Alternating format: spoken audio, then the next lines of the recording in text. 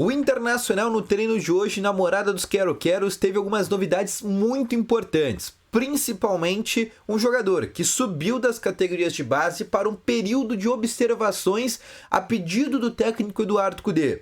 E no vídeo hoje eu quero te explicar quem é Iago Noal, o jogador nascido em 2007 que foi muito bem na temporada passada na equipe das categorias de base sub-17 do Inter e hoje é inclusive o camisa 10 do Inter no sub-20.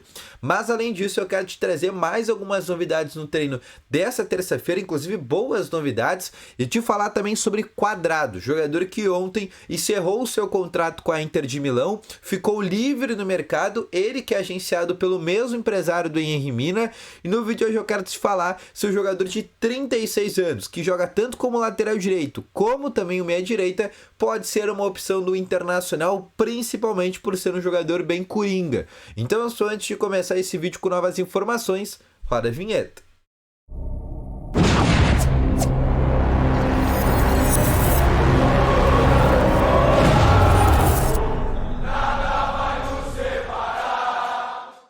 Boa tarde, colorados! Começando aqui com novas informações sobre o Internacional e só antes de começar com esse vídeo, não esquece já de deixar o teu gostei, te inscrever nesse canal e ativar também aqui o sininho de notificações, que é muito importante. Além disso, deixa aqui nos comentários também a tua opinião sobre as voltas que o Inter vai ter, que ao longo do vídeo eu vou te explicar exatamente essas voltas que o técnico, inclusive Eduardo Cudê, vai ter para a partida contra a equipe do Fluminense, que é inclusive um assunto que eu quero começar falando já nesse vídeo. O Inter treinou hoje na parte da manhã, o treino que foi inicialmente aberto na Morada dos Quero-Queros em Alvorada, o Inter que inclusive foi o treino hoje de maneira um pouco mais intensa que o Inter tem antes da partida contra o Fluminense na próxima quinta-feira. O Inter ainda treina amanhã pela manhã e à tarde já começa todo o deslocamento para o Rio de Janeiro, tá bom?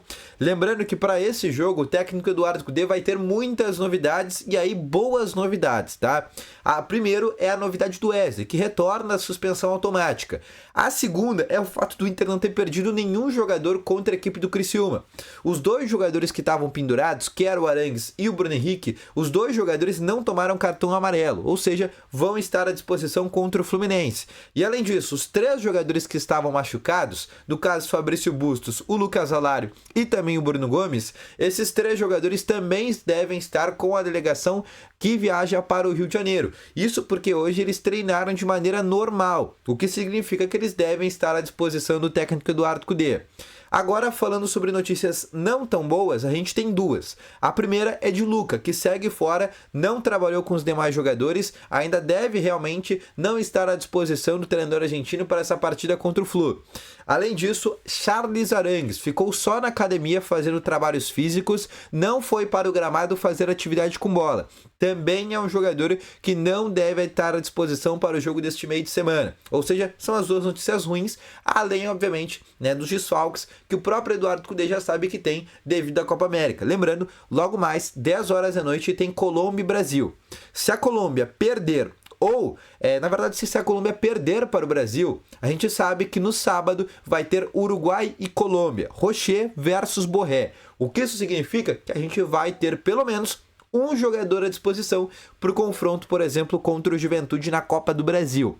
Além disso, a gente sabe que se a Colômbia vencer hoje ou empatar, vai classificar na primeira colocação e aí a gente vai ter uma Colômbia contra Panamá no sábado e um Uruguai contra o Brasil, ou seja, Borré e Rocher com grandes chances, inclusive, de avançarem para uma semifinal de Copa América. Sobre Valência, joga nessa quinta-feira contra a seleção da Argentina, a tendência é de uma eliminação. Outra situação que eu quero te explicar também é sobre a grande novidade que a gente teve no treino de hoje. Iago Noal, jogador nascido em 2007, atleta que hoje tem 17 anos de idade, vai completar 17 anos de idade, um jogador que ano passado foi campeão da Fan Cup Sub-17 no time que tinha inclusive o próprio Gabriel Carvalho, que já está nos profissionais do Inter, que também é um jogador hoje da geração 2007. E o Iago Noal é um jogador com características um pouco diferentes. Apesar de ser o camisa 10 do Inter nessa temporada no time sub-20, é um jogador um pouco diferente do Gabriel Carvalho. O Gabriel Carvalho é um jogador mais parecido com o Alan Patrick, aquele camisa 10 clássico, aquele cara que controla o jogo. O Iago Noal não. O Iago Noal é mais um jogador assim de segunda função de meio campo, mas também pode jogar aberto pela direita. Características semelhantes assim, se eu fosse trazer um biotipo para vocês, parecidas a com o Edenilson, porque é um jogador de muita velocidade, mas é um jogador de muita técnica e de uma qualidade no passe muito interessante. Além disso, é um jogador que, por ser um meio-campista, é aquele quebrador de linhas, aquele cara de ser um meio-campista que é quase um elemento surpresa. E foi muito bem no time sub-17 do Inter ano passado, foi uma das gratas surpresas que o Inter teve. Inclusive, o Inter renovou o contrato com ele, colocou uma multa rescisória para fora do Brasil exorbitante, passando de 300 milhões de reais, e também hoje é uma das grandes promessas que o Inter tem e subiu para um período de observações com o técnico Eduardo Cudê. Ou seja, é uma possibilidade de ele ser relacionado para o confronto da quinta-feira contra o Fluminense.